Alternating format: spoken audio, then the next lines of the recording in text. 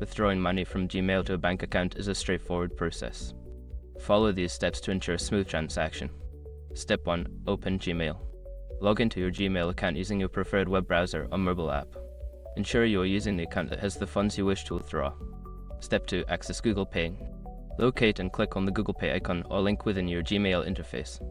If you don't see it, you may need to navigate to the Google Pay website or app directly. Step 3. Link your bank account. If you haven't already linked your bank account, go to the payment settings in Google Pay. Follow the prompts to add your bank account details, including your account number and routing number. Step 4. Initiate the withdrawal. Once your bank account is linked, go to the section where your balance is displayed. Select the option to withdraw or transfer funds, and choose your linked bank account as the destination. Step 5. Confirm the transaction. Review the withdrawal details, including the amount and the bank account information. Confirm the transaction by clicking on the appropriate button. You should receive a notification once the transfer is complete. Make sure to check your bank account after a few business days to ensure the funds have been successfully transferred.